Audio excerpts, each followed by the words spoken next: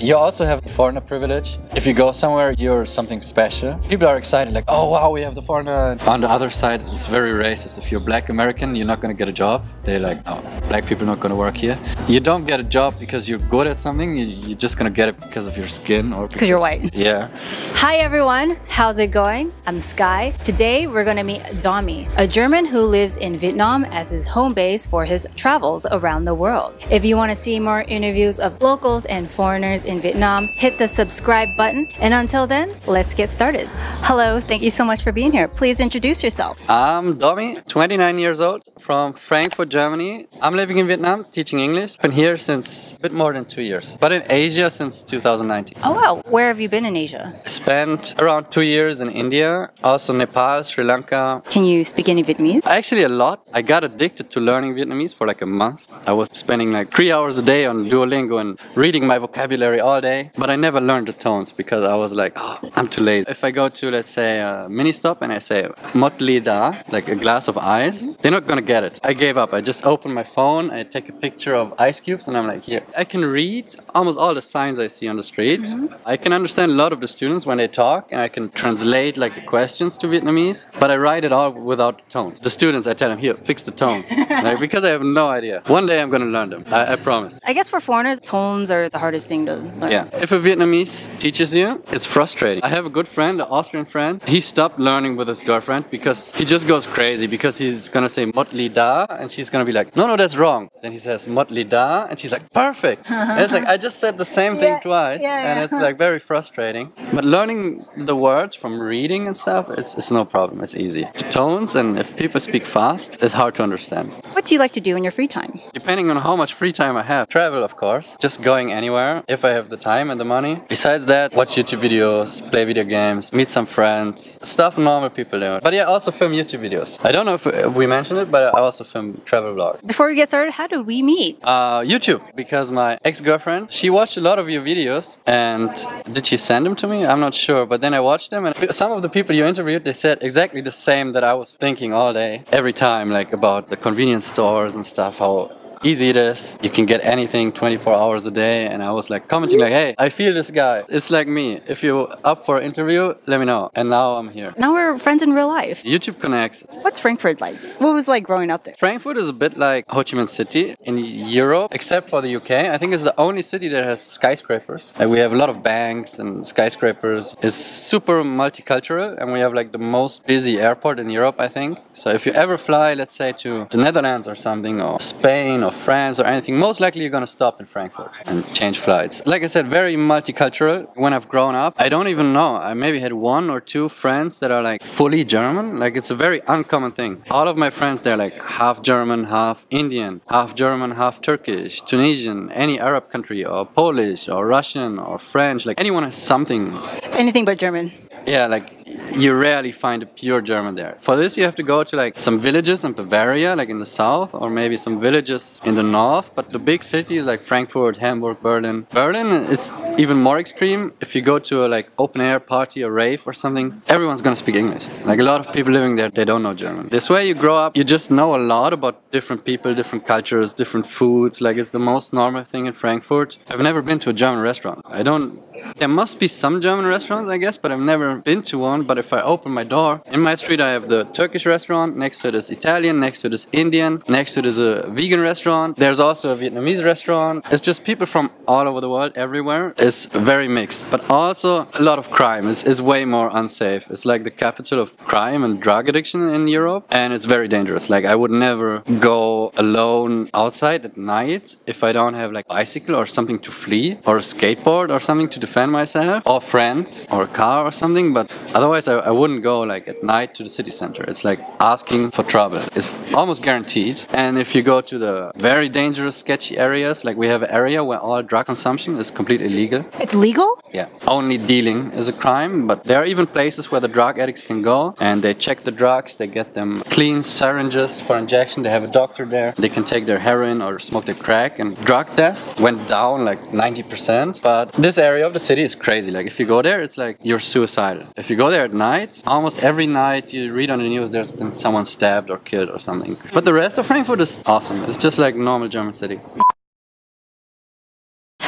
did you end up in Vietnam, and how did you decide that Vietnam was the place you wanted to end up in? That's a bit of a long story. It's like a chain reaction that happened. I was working in IT in Germany. In IT, we have a lot of workers from India, from Indian tech companies working there. So one day we had an Indian leave the office. He brought Indian food and I tried it and I was like, oh wow. So I went back to my desk. I went to Wikipedia and I looked up Indian food. I read about Indian food. I was vegetarian at the time. So I booked a flight to Mumbai and then I was in Asia for the first time and I was like, wow, this is crazy. I was stupid because I just booked an Airbnb for a month in Mumbai. So I was like, that was a mistake. I should come back with more time, more money and more travel. And from then on, it just started being a big journey throughout of Asia. And then COVID came. In the pandemic, stuff went a bit crazy all over the world. So the visa rules and stuff were very different from country to country and complicated. So I had to jump a lot between countries. While it ended, I didn't even have, don't get mad people, but I didn't really have big interest or something in Vietnam. But I was just looking up close by countries and their rules. And I've seen, oh, Thailand is a nice country, but they had some rule. You need some special insurance you need to book. You need to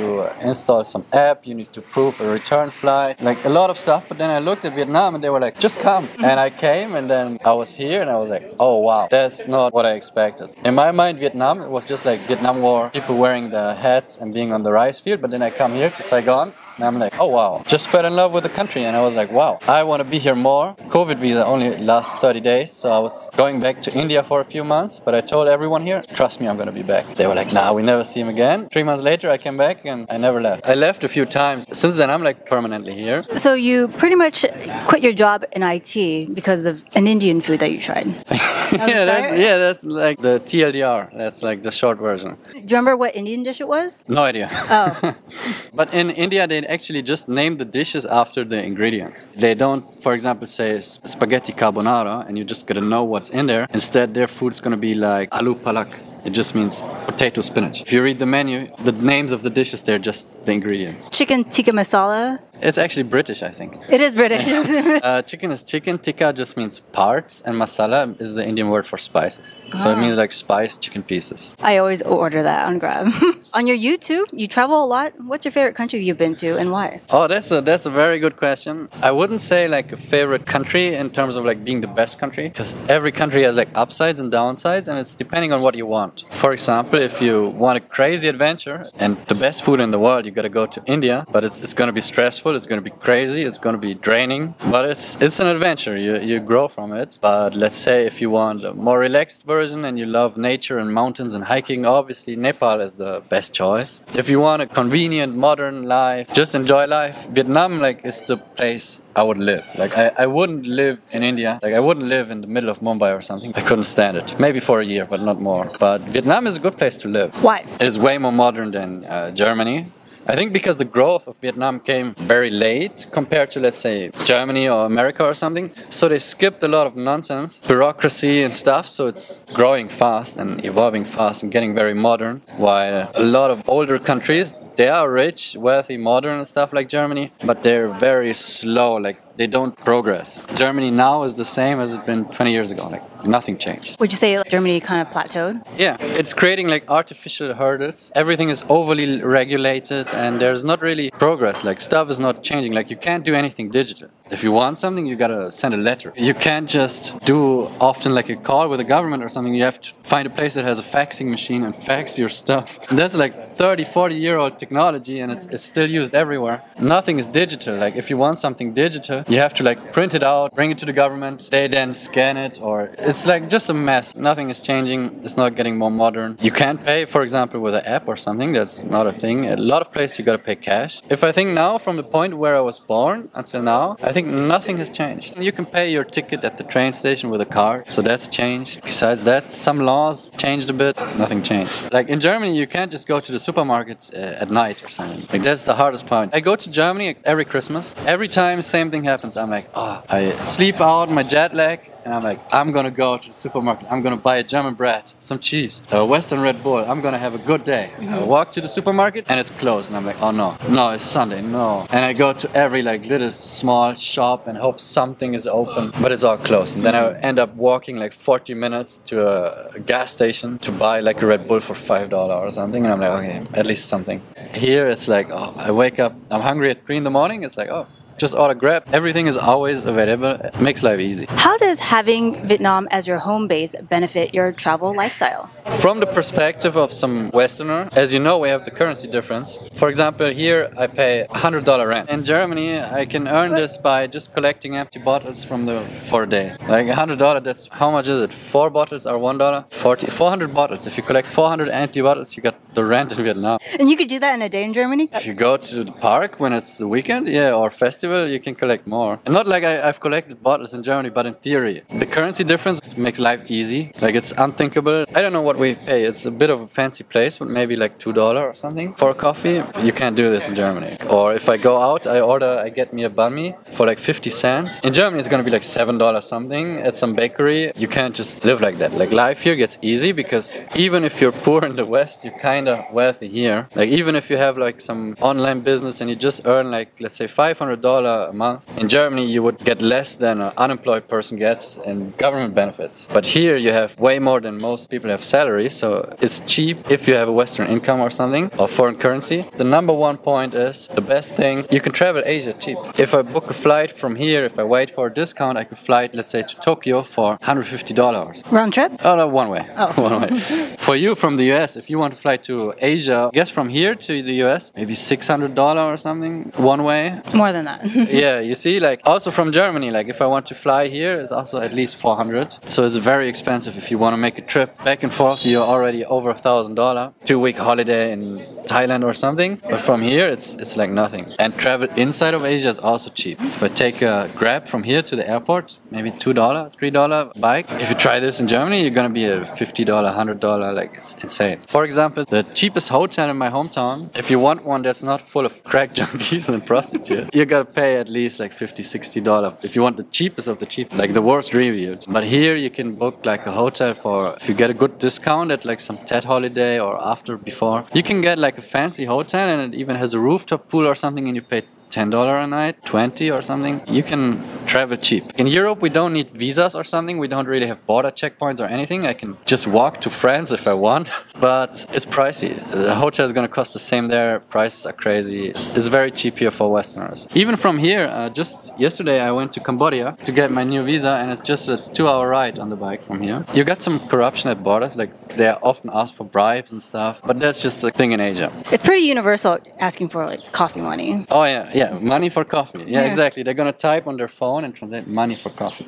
Or they're gonna raise some 100K bill like this without speaking. But don't pay them. They're gonna do the job anyway. Except if you're missing something, then it's gonna be trouble. I have some horror stories of friends. American, for example, trying for 3 months to leave, but he can't because at Phuoc Island they forgot to stamp his passport. So he had no entry stamp, and everywhere he went, they all just asked $500, $600. And he's like, why can't I just leave? I have the flight. Like he had to cancel flights and stuff. And in the end, he found some friends that had government connections and he paid them like $200 and they let him go. At the border, they're like, no, $500 or go back to Saigon. At the airport, they're like, no, sorry, go back or pay big money. Stuff like this can happen, but normally it's not common. What's the biggest difference between the mindset of people in Frankfurt versus the people in Ho Chi Minh City? So that's also a very good question. I could talk for hours, but let's make it short. In general, maybe in Europe, we are more maybe open-minded or we know more about the world. When I came here first, it was very shocking, like how little people know about the outside world. I even do a test, like almost every Vietnamese I meet, I ask, who's the Vietnamese president? And I never got an answer. Nobody knows. They don't know the president? Yeah, they changed a lot of presidents recently, but they don't know. But let's say in my hometown, I don't even need to ask my friends if they watch the J.D. Vance, Tim Walz debate or something. It's just normal. Everybody knows about anything that happens in the world. But here it's very common that people just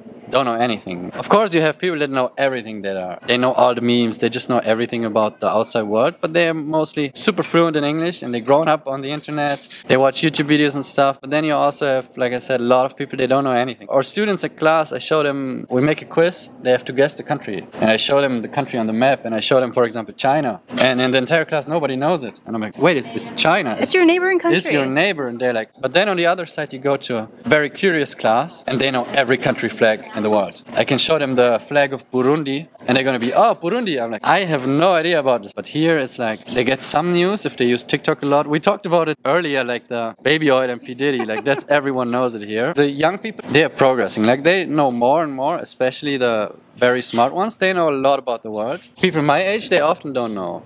Even, oh, I'm sorry to embarrass you because I know she's watching, my ex-girlfriend. She didn't know where Canada is. And it's like something for us, it's so obvious. Like right next, it's America.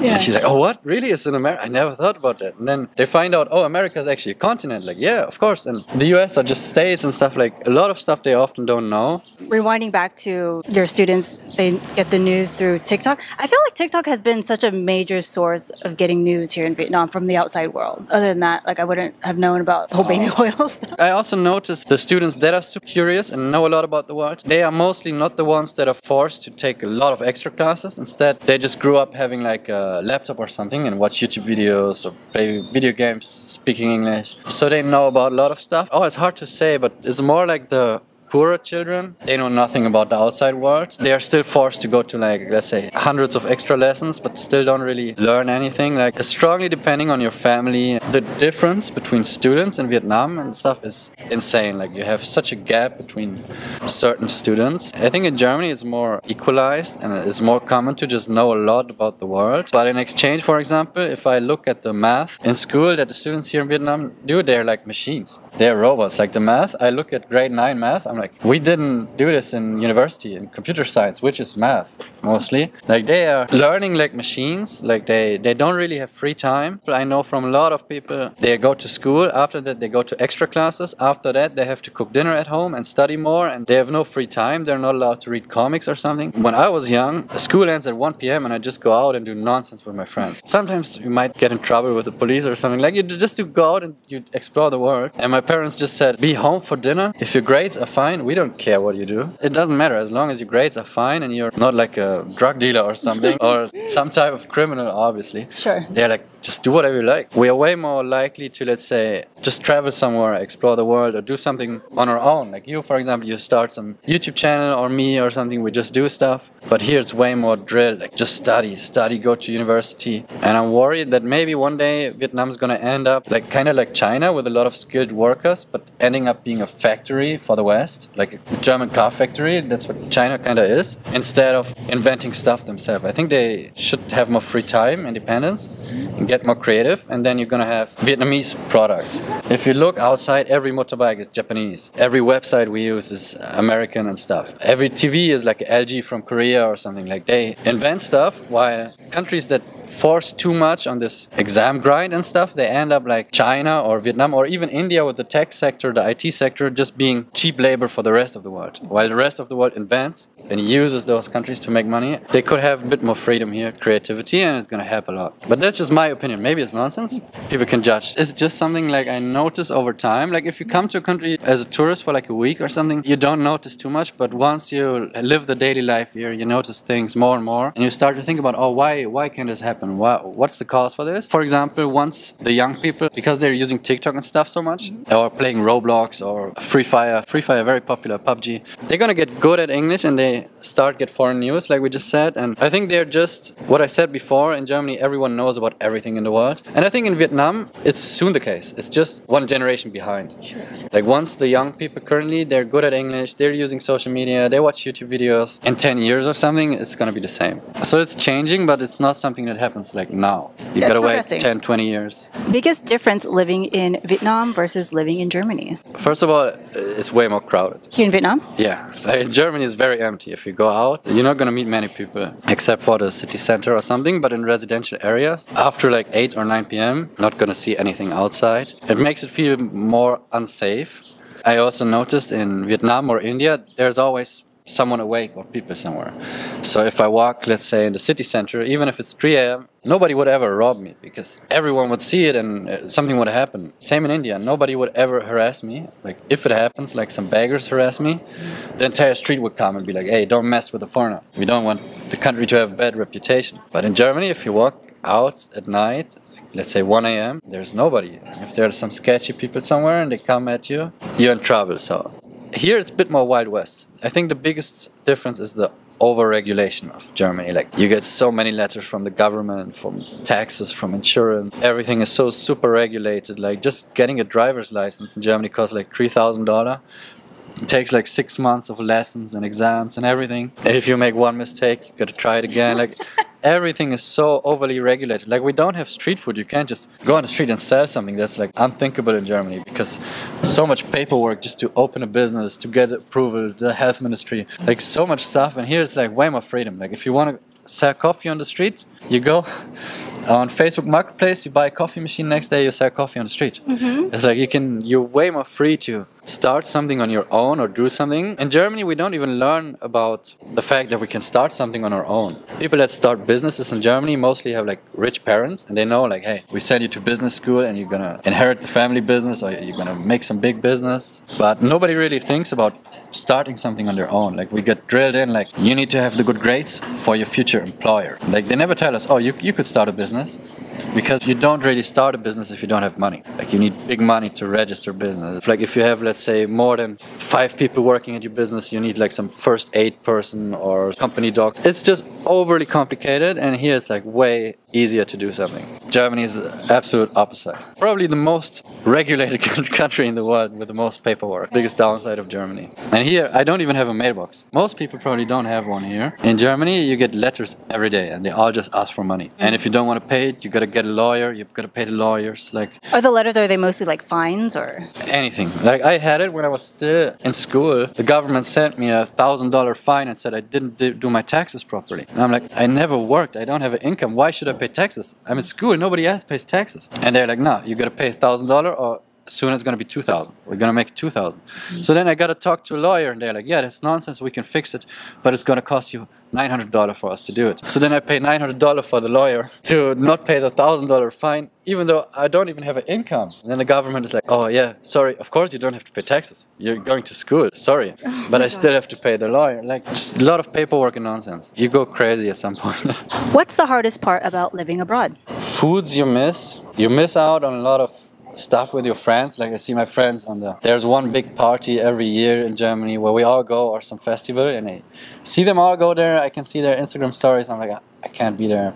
Sometimes obviously you get scams or something. For example, I didn't know about Grab when I first came here, and I took a taxi because I thought, oh, at the airport, the official taxis, there can't be scams. So they drove me to the hotel, and he had like a small taxi meter, and it showed the price, but he had a little statue there, and at the end of the price it says like 50,000, but at the end there's a little times 10, but he has the statue in front of it. And on Google it said, oh, the normal price like 50K. So I thought, oh, it's fine. But then I arrived at the hotel, and it's like, oh, you're at 600,000.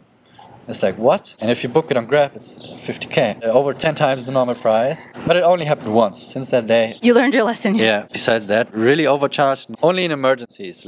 What do you love most about living in Vietnam? It's an adventure, for sure, compared to any place in Europe. The convenience, like I said, just the fact that even when it's late, I can get anything, any time of the day, in the city. It's very convenient, very easy life, relaxed life, even though when you look out, it looks crazy, but it's actually very relaxed. Speaking for a traveler, for the locals, they work like crazy. They work crazy hours for very low money. They work a lot. Sometimes multiple jobs or something. People here work very hard, but for a traveler, it's like super convenient, super cheap. It's super fun. Vietnamese are very funny people, but it's hard to find Vietnamese friends that speak proper English. But once you have, it's fun. You also have the, like they in Japan say, the gaijin card, foreigner privilege, that if you go somewhere, you're something special. So you're automatically gonna have more fun. Like if I go, let's say, to work in a different city or something that's not like here, people are excited, like, oh wow, we have the foreigner, and they ask questions. It's the same if you go to India, everyone's gonna be like, oh, come to my home, come to my family, come to our dinner, something like this.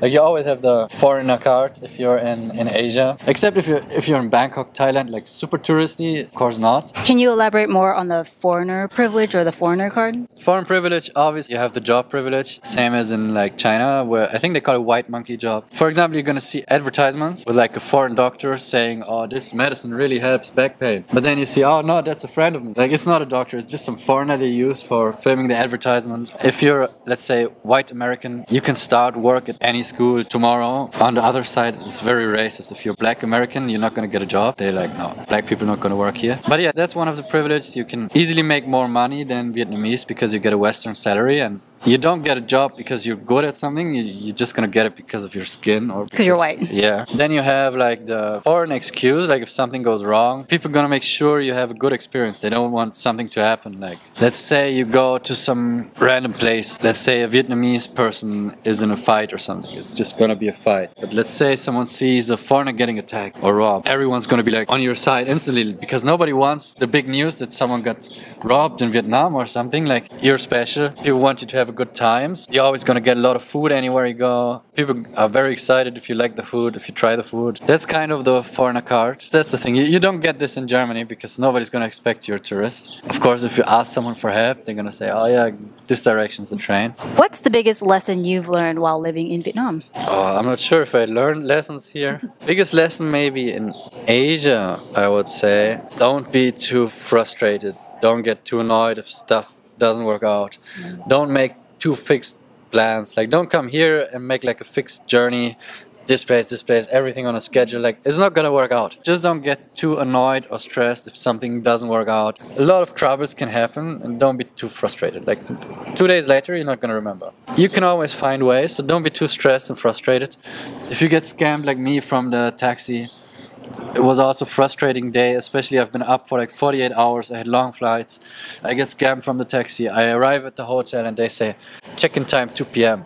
So I gotta sit 7 hours or something somewhere in Saigon, and it can be frustrating, but don't let your mood be ruined or say, oh, I hate Vietnam. Or in India, like, people try to scam me every day, and I don't go, oh, I hate Indian people, they all just try to scam me. Just at some point, like, stressful things. Back then I would just be sad for like days and frustrated and angry. Now it's just like, it is what it is. It's gonna go on. Don't hate the country just because you're a tourist and you get scammed in District 1 or something. Is there anything you'd like the viewers to know about you? Oh yeah, I can give small shout out to my channel. I have a lot of just travel vlogs, like exploring just markets, cities, just anything. But if you want to check it out, Domi Travels. And I hope one day I'm gonna be in another video.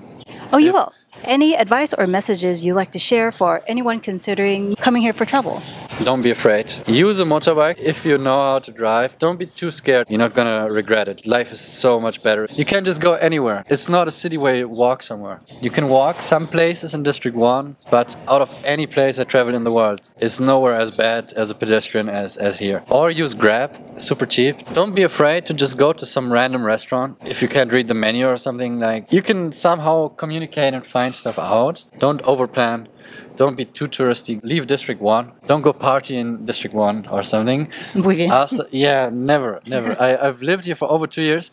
I partied inside Bui Vien Street, the big party street for those who don't know. And I don't want to do it again. Well, thank you so much. Oh yeah, no problem. Thank you for having me. I'm excited. I hope I didn't talk too much. I hope the video is not like an hour or something. Because I tend to make videos very long. It's okay. You gave me a lot to work with. Oh yeah, then.